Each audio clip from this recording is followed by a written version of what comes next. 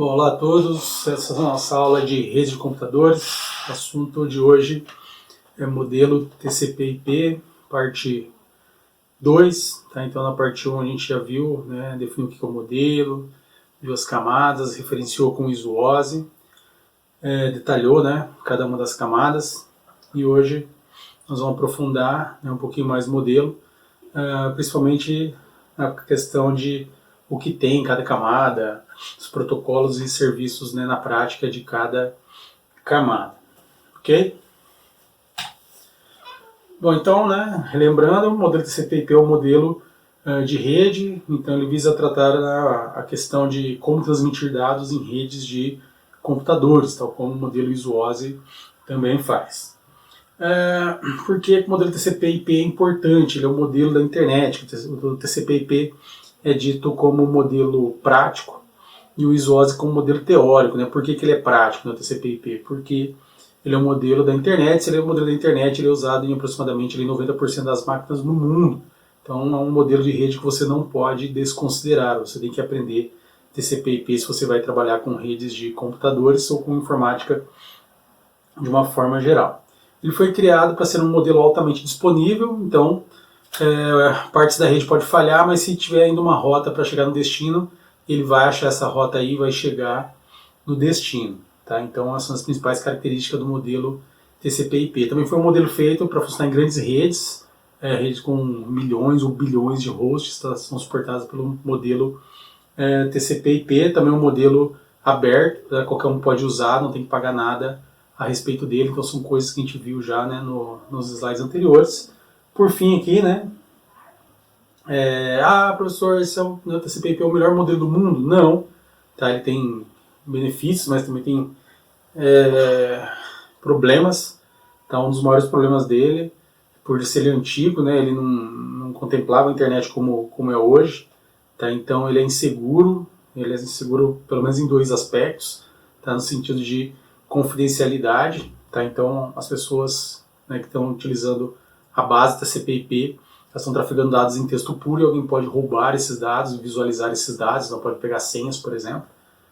E também ele não garante autenticidade, tá? Então, eu não sei se o site que eu estou acessando a princípio, né, é o site que realmente eu queria, se é o site do banco que eu estou desejando acessar, ou se é algum hacker se passando pelo banco. Tá? De novo, eu estou falando de protocolos base, existem protocolos, né, mais atuais hoje em dia que vão permitir esse tipo de segurança, mas se eu usar a base do TCP/IP, que a gente vai, né, tá vendo aqui nas aulas aqui, tá, isso não vai acontecer por padrão. Okay? Então esse foi um review aí, né, sobre o que a gente já viu no slide não, na primeira aula de TCP/IP. Bom, a gente comentou também que TCP/IP é o modelo, tá, a princípio de 4 camadas. Tá, as camadas são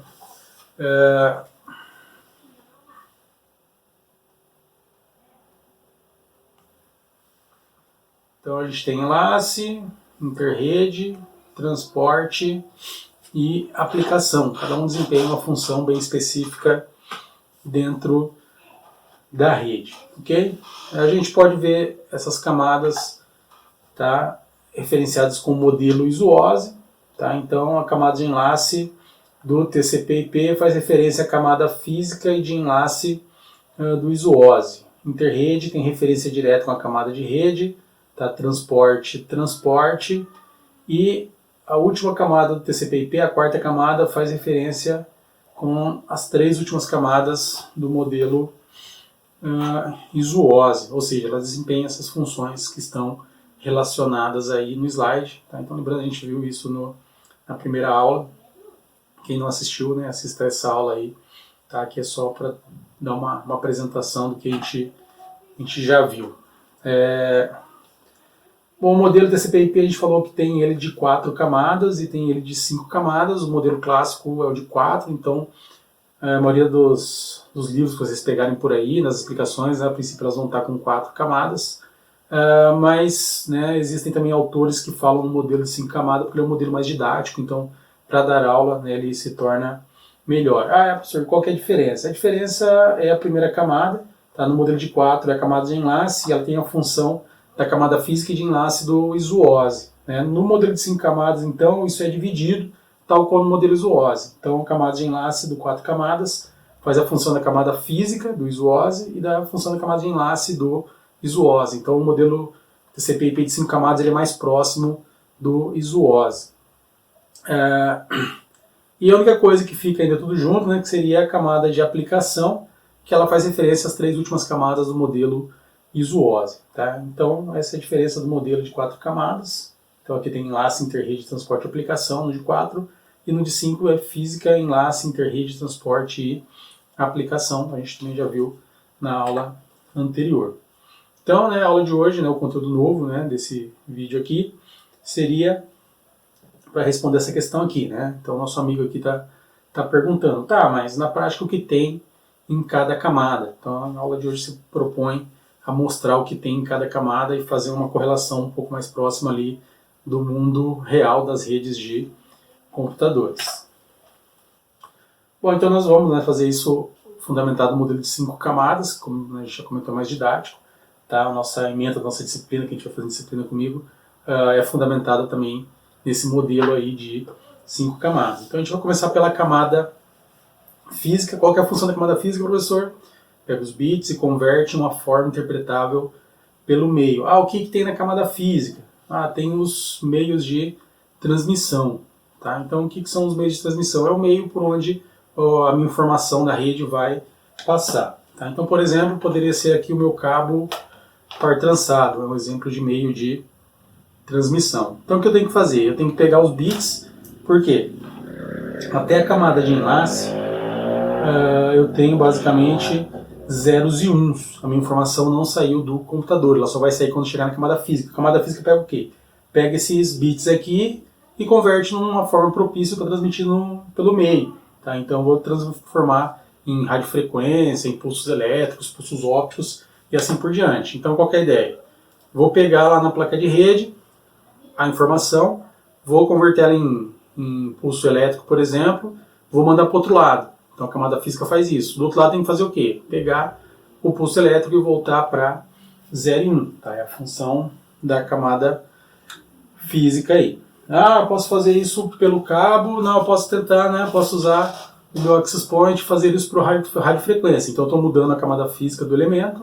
E aí, se antes ele fazia, por exemplo, usando o cabo par trançado, como eu mostrei anteriormente, agora a camada física dele é radiofrequência. Então ele vai transmitir isso pelo ar. Né? O meio de transmissão é o ar. Novamente tem que pegar zeros e 1 e converter em radiofrequência, tem que pegar radiofrequência e converter em zeros e 1. Tá? Então essa seria a função da camada física. Professor, então a placa de rede, como ela faz essa função aí de conversão, ela está na camada física? Tá, ela sabe as funções da camada física. Todavia, a gente só fala a última camada que o elemento entende, que o elemento consegue trabalhar. No caso da placa de rede, tá, normalmente ele entende a parte da camada de enlace, então ele sabe fazer coisas, né, funções da camada de enlace. Então por isso, né, a gente não coloca a placa de rede na camada física e sim na camada de enlace, né, como a gente vai ver no próximo slide. Tá? Então não está totalmente correto dizer que a placa de rede está na camada física. Ela passa pela camada física? Passa. Tá? Se um elemento, por exemplo, é a camada de transporte, significa que ele sabe funções da camada de transporte, física, enlace, interrede e transporte. A gente tem que implementar essas funções, mas a gente diz só o último elemento. Tá? Então um exemplo aqui, o primeiro exemplo nosso é a placa de rede. Tá? Ele passa ali pela camada física, mas na verdade ele está na camada de enlace. Um elemento mais clássico da camada física é o hub. Tá? O que é o hub? O hub é um concentrador, tá? Um equipamento ali cheio de portinhas de rede, tá? Que eu vou usar para interconectar os meus computadores. Se ele é camada física, ele só sabe pegar bits e converter na forma interpretável pelo meio, e o contrário também. Ele não sabe outras coisas, por exemplo, ele não sabe funções da camada de enlace, ele não sabe funções da camada de interrede. Tá? Então, um hub é parecido aqui com o meu access point. No caso, esse meu access point tem as portinhas aqui. Tá? Isso aqui seria a função de um hub. Okay? Tá? Na verdade, não dá para terminar isso aqui um hub e um switch só olhando essas portinhas, tá? Mas ele vai ter essa visão aqui de ter as portinhas. É bem comum o pessoal usar aí, né, ícones da Cisco para projetos de rede, né? Então tá aqui o ícone da Cisco para hub, tá? Então seria esse cubinho com uma flechinha aí, é bom ficar, né, atento a esses símbolos aí. Tá? E eu tenho outros elementos da camada física, né, tal como o repetidor, por exemplo. Tá? Então a gente tem mais elementos, mas a gente para por aqui, esses são um dos principais. Bom, camada de enlace. Então, como a gente falou anteriormente, né, a nossa placa de rede está na camada de enlace. Então ela sabe o quê? Ela sabe fazer detecção de erros, controle de acesso ao meio, impedir que um host mais rápido inunde informações um host mais lento e endereçamento físico. Essas são as 4 funções da camada de enlace modelo TCP/IP. Ok? Outro elemento clássico aqui, né, da camada de enlace é o switch. O que é o switch? O switch é parecido com o hub. Tá? Se eu colocasse aquele desenho anterior aqui e falasse que é um switch, não teria como falar que não. Tá? A princípio, o switch e o hub eles são muito similares, eles são concentradores de rede. Mas qual que é a grande diferença? A grande diferença é que o hub é camada física e o switch é camada de enlace. Ou seja, aqui dentro tem processador e memória para desempenhar as funções da camada de enlace. Então, por exemplo, o switch ele sabe identificar os endereços físicos das placas de rede, das máquinas na rede. Assim ele consegue, por exemplo, determinar que uma informação ela vai entrar para uma porta e vai direto para outra porta para chegar no destino. Ela não precisa ser enviada para todas as portas, como seria feito por padrão pelo hub. Tá? O hub sempre manda a informação por difusão, né, por broadcast para todo mundo. O switch não, tá? A princípio ele faz isso na primeira vez, depois em aulas sobre switch nós vamos explicar isso. Mas depois disso, depois que ele determina qual que é a porta onde está a máquina de destino, ele manda direto na porta de origem para a porta de destino. Outro equipamento, camada de enlace, né, pode ser o AP, o Access Point, pontos de acesso, de novo vou pegar aqui, né? Então esse cara aqui, né, camada de enlace, ele precisa, por exemplo, saber qual o padrão de segurança que eu estou usando, o app, WPA, né, precisa determinar o nome da rede, então são coisas que são, né, que podem ser feitas aí na camada de enlace. Tá? Então outro exemplo de elemento. Bom, nossa aula, né, ela visa principalmente mostrar os protocolos e serviços da camada de enlace, é o que a gente vai começar a fazer, né, a partir de agora. Né, a camada de enlace começa a se tornar mais visível, os protocolos que o pessoal da computação, né, trabalha mais. Um deles, né, um protocolo muito importante, é o protocolo, o padrão Ethernet, também chamado de I3E802.3. O que esse cara aí nunca ouviu falar? Provavelmente já ouviu, né? Toda plaquinha de rede ultimamente, né, hoje em dia, ela é uma placa de rede Ethernet. Então se você usa a placa de rede com cabo, então você usa o padrão Ethernet. O padrão Ethernet é um padrão de transmissão para redes locais com fio. Tá? Então minha plaquinha de rede, né, é uma placa Ethernet, por exemplo. Tá? Então eu tenho aqui, ó, uma placa de rede USB, aqui tem, né, a portinha do RJ45, né, posso plugar o meu cabo de rede aqui. E a transmissão que acontecer aqui vai ser uma transmissão Ethernet. Então quem cuida de detecção de erros, de controle de acesso ao meio aqui, tá, seria o protocolo, o padrão Ethernet. Professor, mas comprei um notebook, meu notebook nem vem mais com fio, não vem mais com essa plaquinha de rede, não tem entrada para o cabo par trançado, né, porta RJ45, né, meu computador só tem Wi-Fi. Então você está falando do I3E802.11, tá? 802.11 então é Wi-Fi, então ele é um padrão da camada de enlace para tratar de transmissão de dados em redes locais sem fio. Tá? Então ele vai cuidar desse tipo de problema. Então o Ethernet cuida de redes com fio, que tem que ter características próprias, e, né, o Wi-Fi cuida de redes sem fio, que também tem suas características próprias, como eu falei, a questão de identificação da máquina, né, sem fio na rede, quem é que pode acessar o meio, com fio é um jeito, no sem fio é outro jeito, e assim por diante. Né, nas aulas posteriores aí nós vamos estudar a fundo como isso acontece. Outro padrão da camada de enlace é o Bluetooth, também chamado de 802.15. Ah, professor, mas o Bluetooth Wi-Fi não é parecido, não faz a mesma coisa? Eles são parecidos porque eles transmitem no meio sem fio, inclusive muitas vezes eles usam a mesma frequência para fazer isso. Só que o Bluetooth é para rede pessoal, então é para mim ligar lá o meu celular, o meu fone de ouvido, tá, meu mouse Bluetooth, meu teclado Bluetooth, mas ele não foi projetado para redes locais sem fio. Ah, dá para fazer? Dá, tá, mas o foco principal dele não é esse. Tá? Por exemplo, ele tem pilha de soluções lá para transmissão de áudio nessa rede sem fio, o que provavelmente vai ser mais rápido do que se eu usar o Wi-Fi. O Wi-Fi vai ter mais overhead para fazer esse tipo de função, ele vai demorar mais para fazer isso. Tá? Então, muitas vezes eu vou precisar de um áudio mais rápido, é melhor usar o Bluetooth do que usar o Wi-Fi. Então, dá para intercambiar entre as tecnologias ali, mas eu tenho que saber que elas foram criadas com propósitos específicos, tenho que saber qual é esse propósito e se eu posso ou não usar para que eu estou querendo. Tá? Então, uma diferença aí, né, já introdutória entre Bluetooth e Wi-Fi seria essa. Um outro protocolo aqui, o último que a gente vai ver é o PPP, né, o Point to Point Protocol. Esse é um protocolo, a gente viu tudo para LAN até agora, esse é um protocolo para redes de longa distância. Tá? Então é um protocolo que permite a interconexão da minha máquina aqui e a máquina do meu provedor, que está a alguns quilômetros, talvez, de distância da minha máquina. Tá? Então é um protocolo para rede de longa distância, para interconectar redes tal como internet, WANs, MANs, tá? Eu posso usar o PPP. Ah, posso usar para fazer conexão com a rede local? Posso, de novo ele não foi projetado para isso, mas dá para fazer também. Pessoal, tem um monte, né, de protocolos a mais aqui, tá? Mas nós vamos parar por aqui, né? Quem continuar a disciplina comigo, basicamente são esses protocolos que a gente vê em rede Zoom.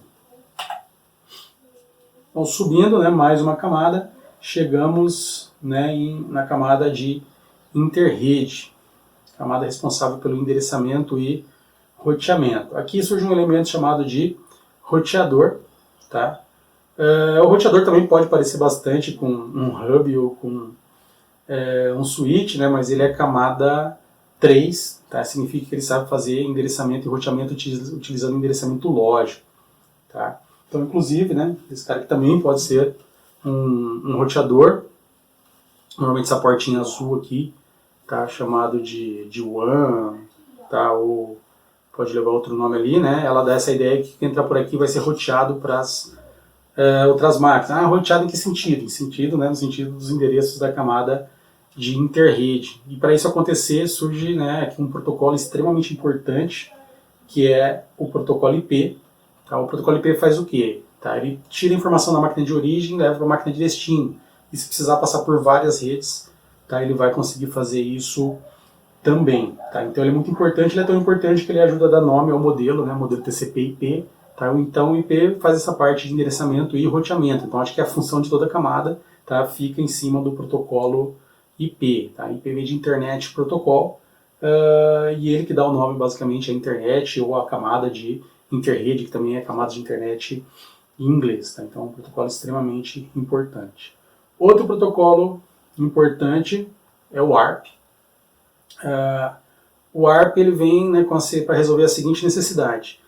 A princípio, na rede TCP/IP, eu navego na rede, eu encontro as máquinas, né, localizo as máquinas na rede, as rotas através do endereço IP, do endereço lógico. Só que na camada de enlace, os pacotes de rede, os quadros de rede na verdade, eles trafegam pela rede utilizando o endereço físico.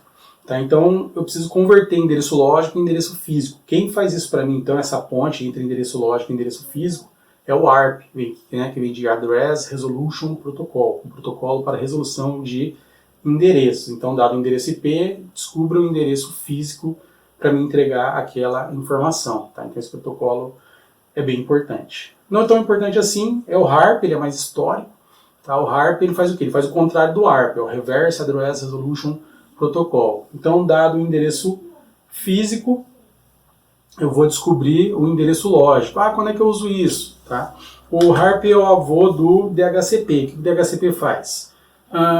Ligo minha máquina na rede, não está configurado o IP dela, não está configurado o endereço para acessar a rede, e a máquina liga e fala assim, ó, estou na rede, eu preciso do endereço para eu me conectar, para eu transmitir informações pela rede. Tá? E aí o HARP fornece esse endereço IP, por exemplo, para a máquina começar a acessar a rede. Né? Atualmente não é mais o HARP que faz isso, quem faz isso é um protocolo da camada de aplicação chamado DHCP. Depois a gente comenta um pouquinho mais sobre ele, mas né, na teoria aí todo mundo fala do HARP aí.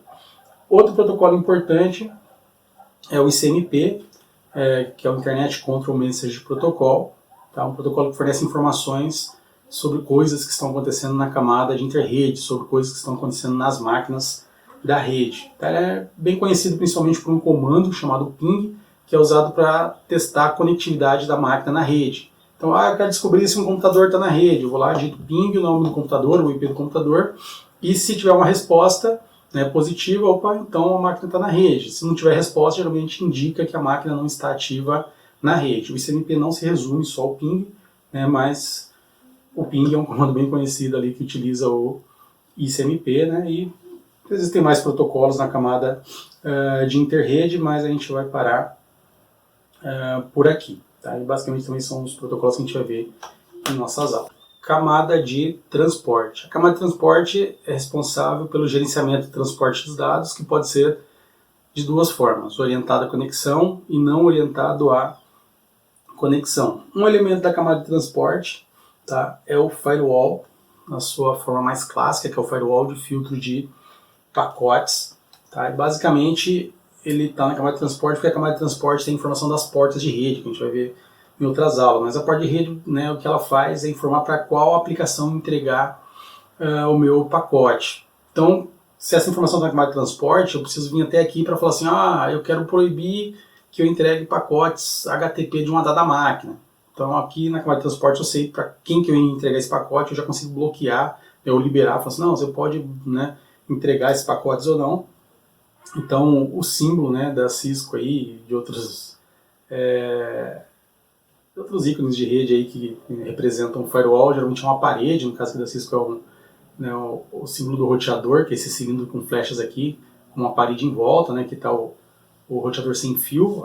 No slide anterior eu esqueci de comentar, aqui está o símbolo da Cisco para roteador e para roteador sem fio. Tá? Então é esse cilindro com essas flechinhas aqui. Tá? Então aqui eu tenho a ideia do firewall. O firewall é muito próximo do que faz um roteador, só que o roteador se limita à camada de interrede, então ele conseguiria liberar e bloquear máquinas ou redes. E o firewall, ele evoluiu para quê? Para além de eu conseguir liberar ou bloquear máquinas ou redes, eu consegui fazer isso com um serviço. Então eu proíbo um serviço da minha rede, proíbo o telnet. Mas eu libero tal máquina acessar HTTP, tal máquina acessar SSH, então eu consigo fazer isso com firewall.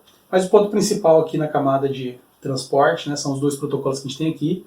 Um chama-se TCP, que é o Transmission Control Protocol, e o outro chama UDP, que é o User Datagram Protocol.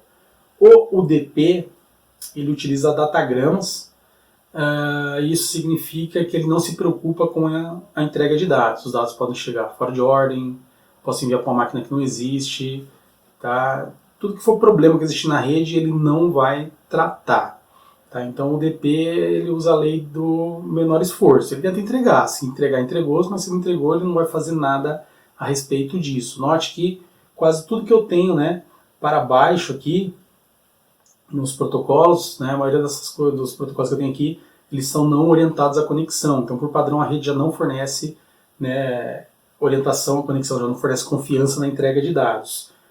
E se eu usar o DP, vai continuar não fornecendo isso também na camada de transporte. Professor, mas por que então eu vou usar um protocolo que não faz nada, não dá serviço nenhum para a rede? Eu posso usar isso, por exemplo, com aplicações em tempo real. Tá? Então não adianta ficar controlando muita coisa, não posso ficar esperando muito tempo, porque a transmissão e a reprodução tem que acontecer muito rapidamente, então eu posso escolher usar o UDP, por exemplo. Tá? Então esse é um exemplo do uso do UDP. O TCP é o contrário do UDP, ele é orientado à conexão, então ele se preocupa se os dados chegaram, se eles chegaram em ordem, se não chegaram duplicado, tá? Se ele dá uma garantia se eu estou conseguindo transmitir, tá? E se eu não estiver conseguindo transmitir, ele vai avisar e vai falar que não é possível mais transmitir dados, tá? E esse é o TCP. O TCP é bem importante, tanto é que ele ajuda a dar nome ao modelo TCP/IP, então com o IP eu consigo entregar de uma máquina de origem para uma máquina de destino. Com o TCP, ele vai fornecer confiança nisso. Então o que acontece? Se eu escolho usar o TCP, geralmente a gente faz isso na programação, então se o meu software escolher usar o TCP, todos os problemas de rede são resolvidos pelo TCP. não pelo software. Se eu escolher o DP e eu quiser tratar algum problema, o DP não faz nada para mim. Tá? Eu vou ter que fazer isso, né, resolver esse problema no software de rede que eu estou desenvolvendo. Tá? Então, basicamente, essa é a ideia do TCP e o DP. Então, TCP, Transmission Control Protocol, é o protocolo orientado à conexão, e o DP é User Datagram Protocol, é o protocolo não orientado à conexão. Minha aplicação pode usar os dois ao mesmo tempo, por exemplo. Eu vou usar um aqui para o TCP para enviar meu chat, porque eu não quero que meu chat fique faltando pedaços ali, mas a parte de transmissão de vídeo e voz em tempo real eu vou usar o DP. Tá? Nada impede de usar esse tipo de combinação aí.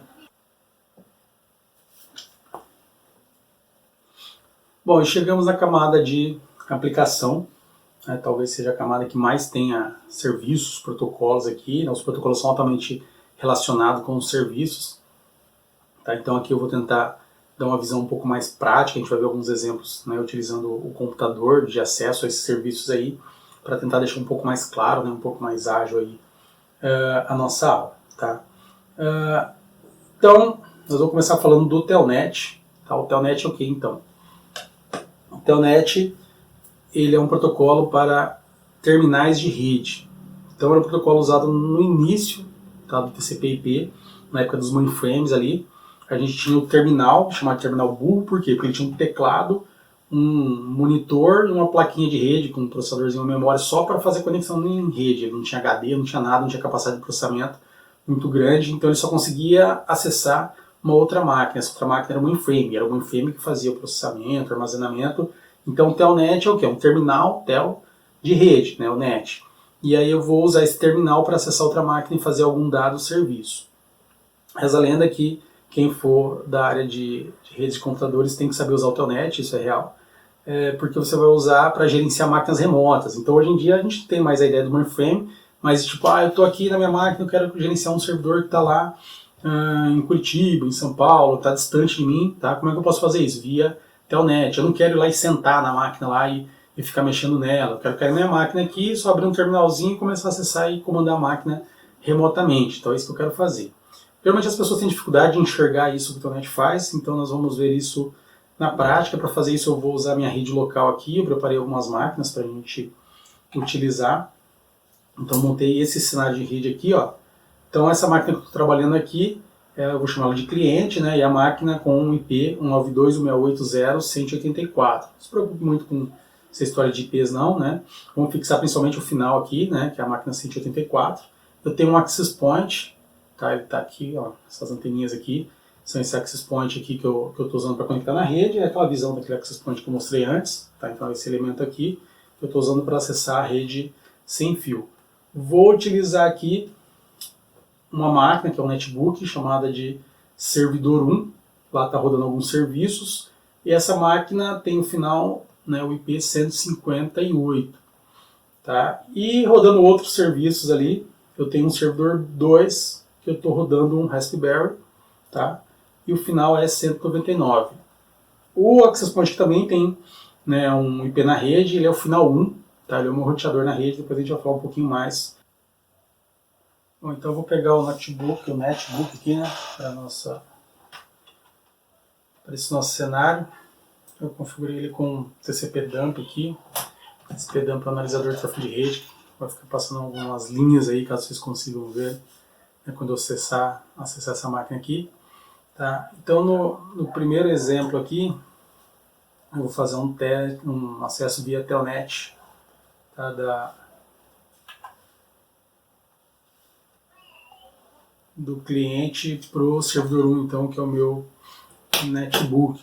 Tá? Então, né, para a gente ver o que é esse Telnet aí. Então, esse é o terminal da minha máquina. Tá? Essa máquina está com o usuário Luiz e a máquina chama-se Fielvile. Tá? É um Linux com Manjaro. Eu vou ver o IP da minha máquina aqui. Né? Então essa minha máquina tem 1, 2, 3, 4, 5 placas de rede. A placa que me interessa aqui começa com W, né, que é de WLAN, né, uma LAN sem fio.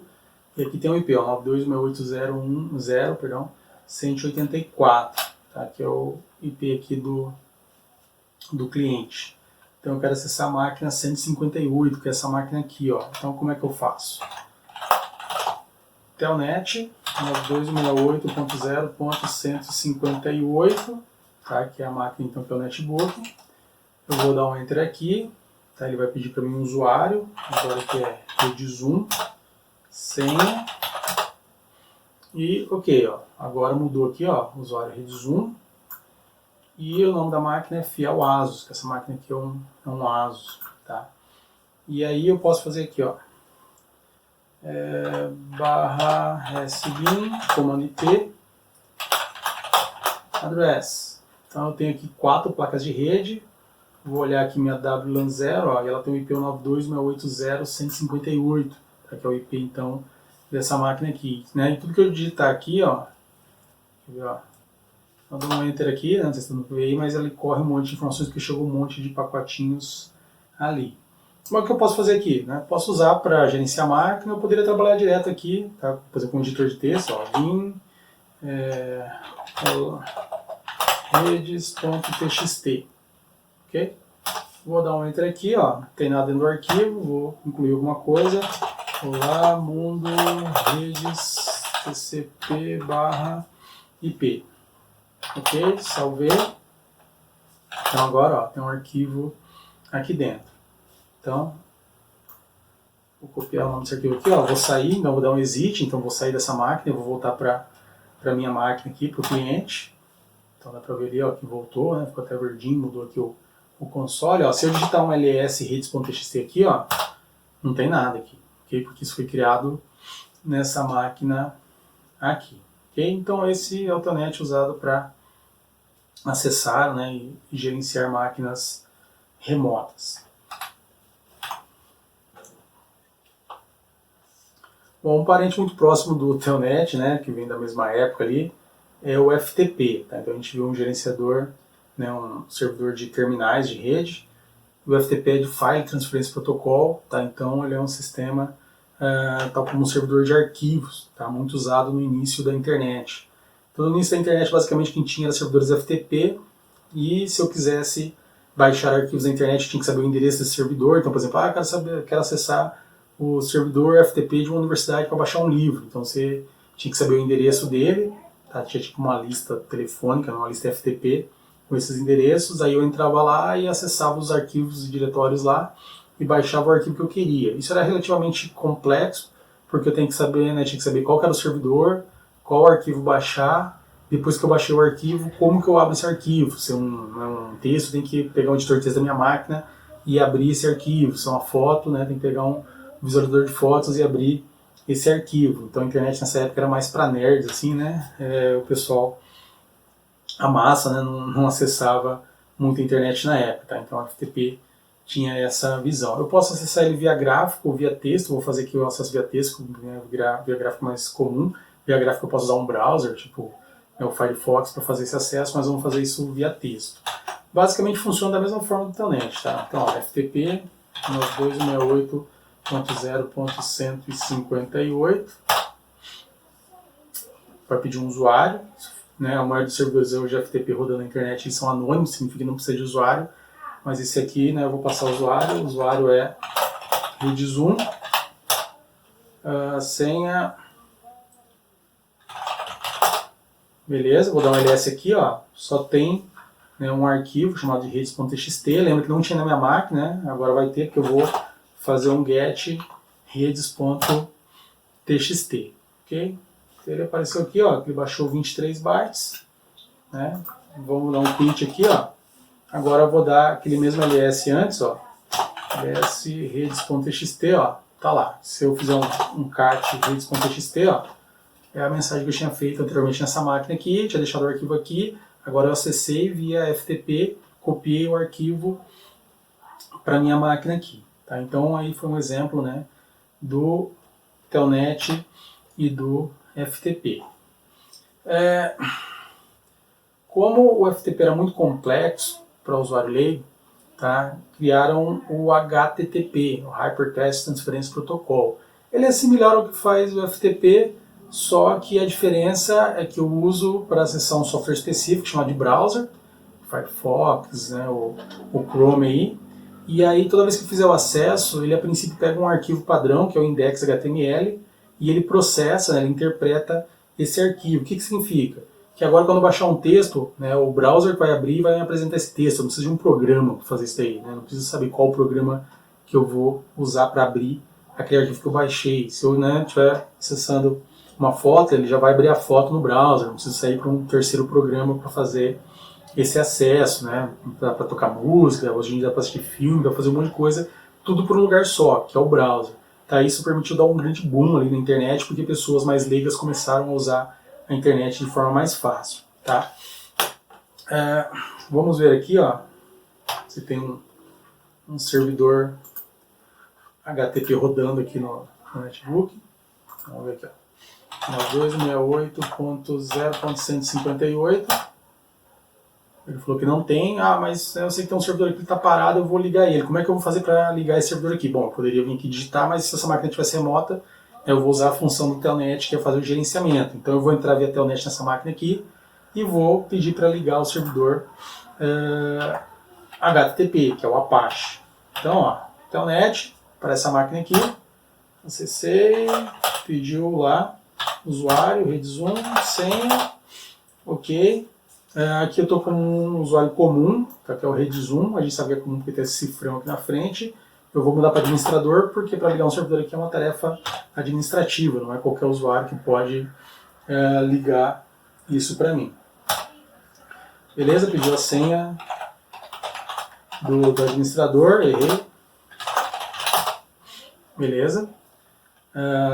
Acertei agora, vou fazer aqui, ó, Apache CTL Start, né? Vou ligar o servidor Apache, vou ver aqui o que está rodando aqui na máquina, né? Start --- TCP, tá? Daí eu tenho lá rodando o FTP, que a gente já viu, o Telnet, agora está rodando o HTTP. Vou sair daqui, tá? Não é recomendável ficar muito tempo nas máquinas remotas, você pode dar algum comando de forma errada, achando que você está na sua máquina, na verdade você está lá, e apagar alguma coisa lá, é bem comum isso acontecer, então quem administra a rede sabe que tem que tomar cuidado quando você está acessando uma máquina remotamente. Então, exit, voltei para o usuário rede zoom, mais um exit, voltei para a minha máquina local. Ok, vamos tentar agora aqui.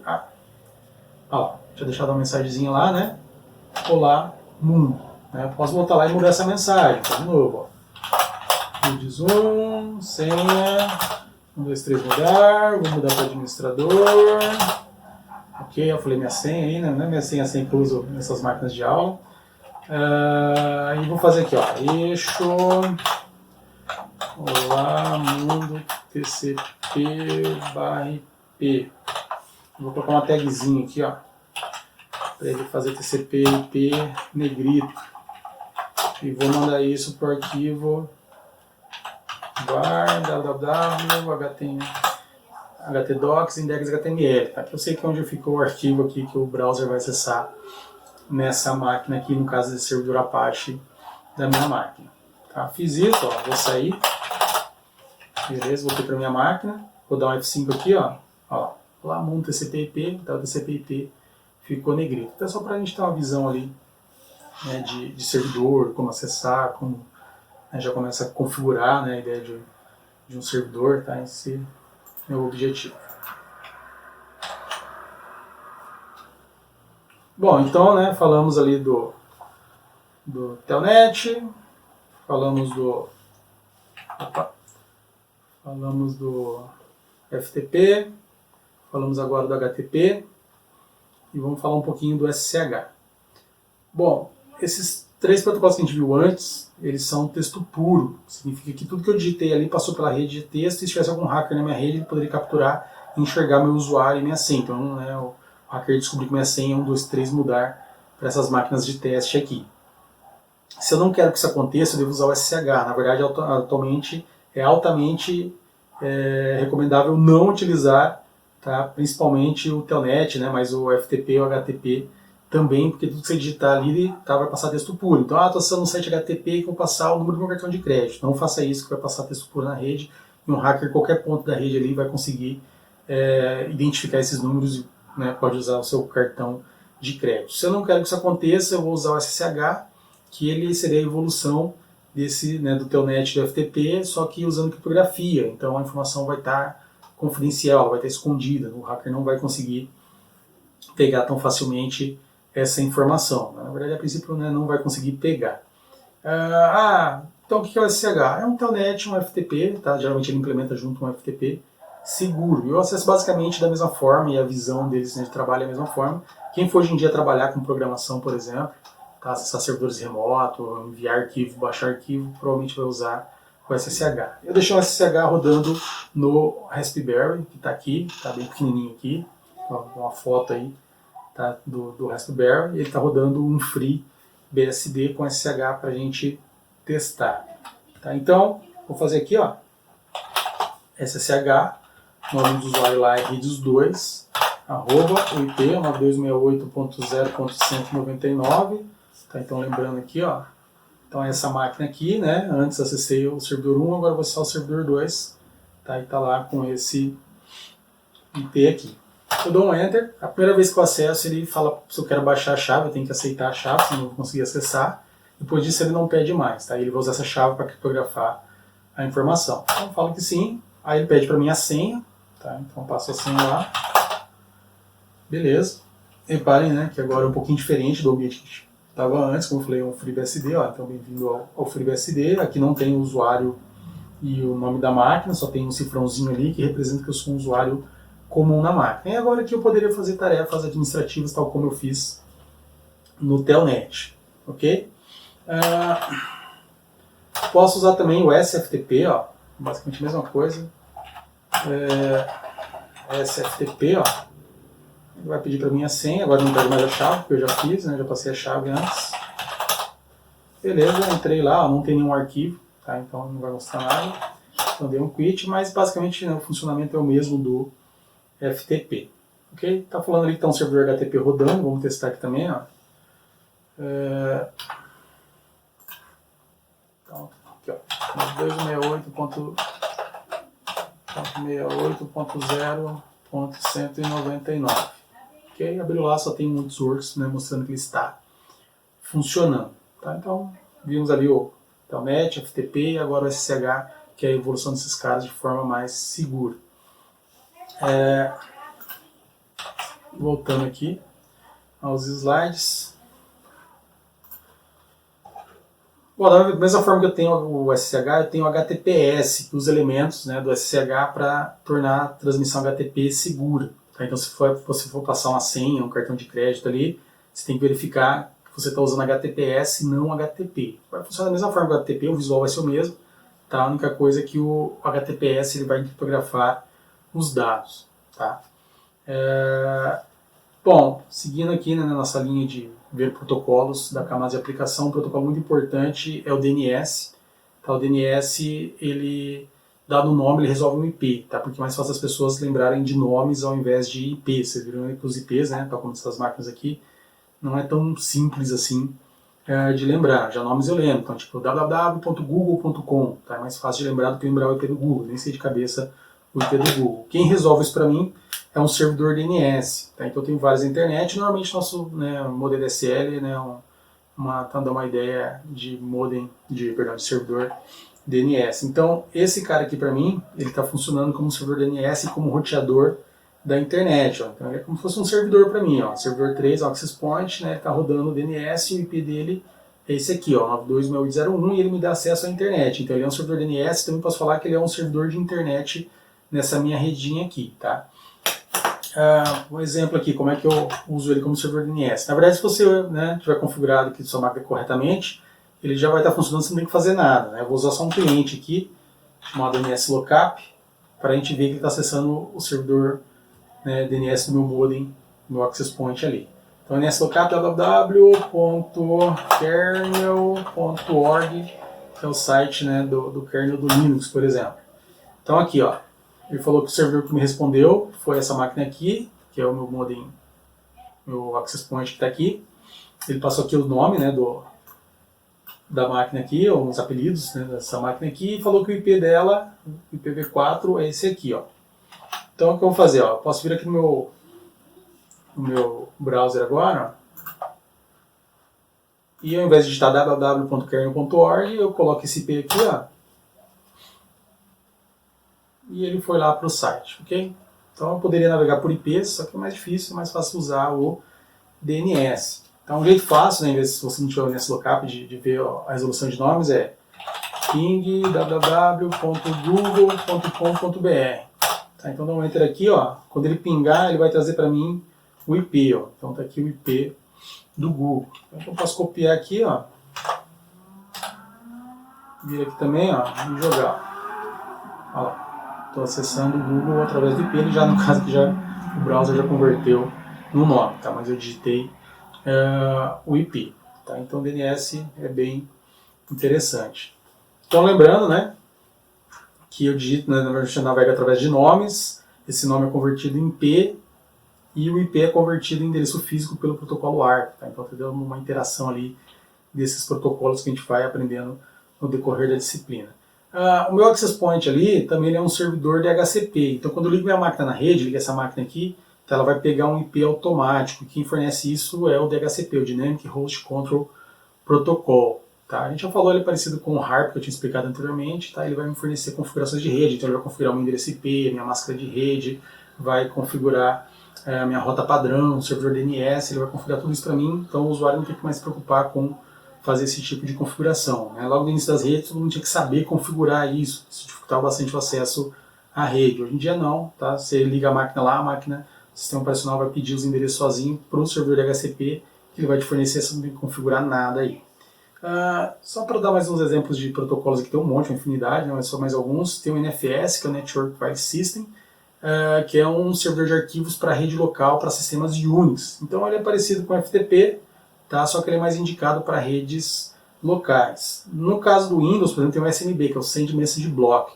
Tá? Então ele vem da antiga rede NetBIOS, né, que foi adaptada para funcionar em cima do TCP/IP, e ele permite o compartilhamento de arquivos, impressoras, tá?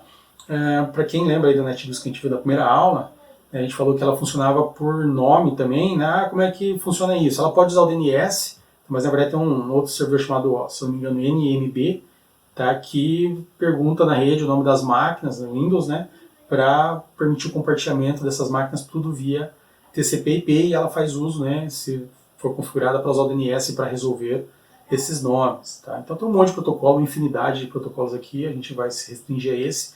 Tem um elemento também famoso aqui da camada de aplicação que é o proxy. As pessoas conhecem mais o proxy na ideia, né, que o proxy libera ou bloqueia serviço. Então, tipo, estou acessando um site impróprio, ele vê lá se tem um conteúdo, um nome, por exemplo, uma palavra que não é muito legal.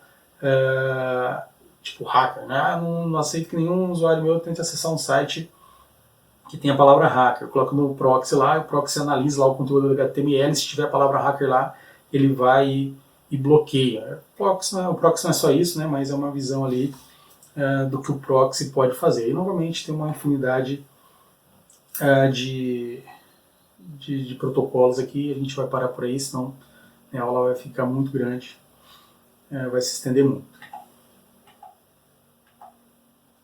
Bom, e para finalizar, tem uma coisa interessante, alguns podem achar um pouco chato, né? Mas é o nome dos pacotes na rede. Tá? Então, dependendo da camada que ele tiver, o serviço que ele estiver utilizando, ele vai receber nome diferente.